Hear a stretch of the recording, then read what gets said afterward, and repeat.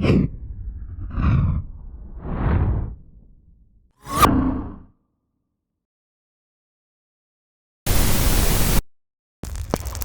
burn your cities to the ground.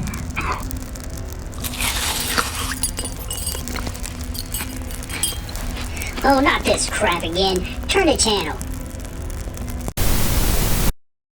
Welcome back to Creatures, Cavers, and Crafting. Today, guys, I'm going to make miniature marble bases using little to no paint. I'm going to start with a standard miniature base. If you don't have this, you could use an MDF base or a wooden disc. Our primary ingredient is going to be this countertop sample tile. You can get this at any hardware store. I'm using the shell stone, but you can use anything that matches marble. Now what we're going to do is we're going to flip this onto the back side, and we're going to start to trace out our base.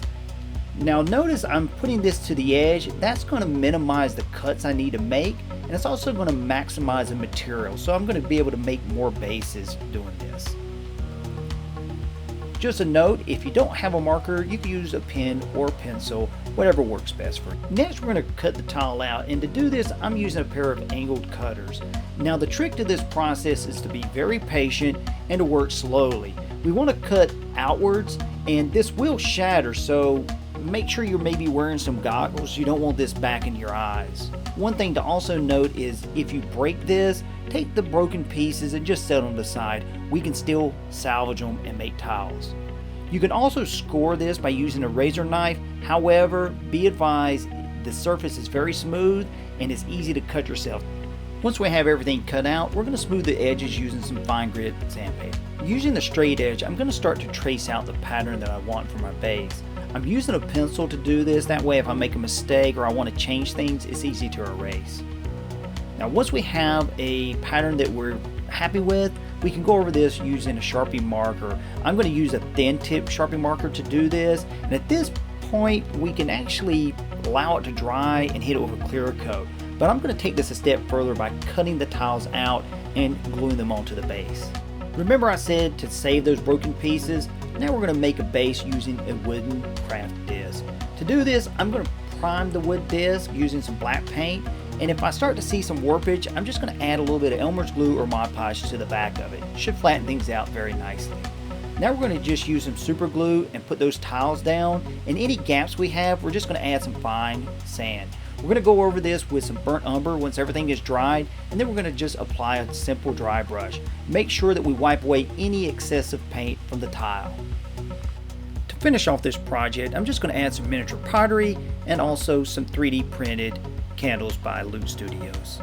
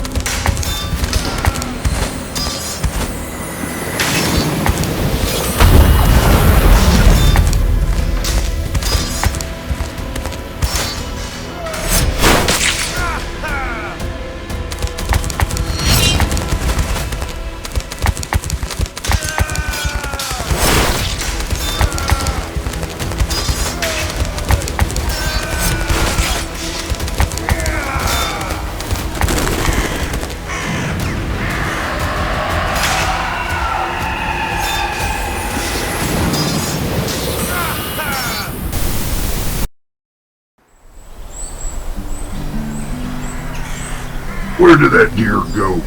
I'm sure that you shot it. Look, a hole. Maybe it went down there.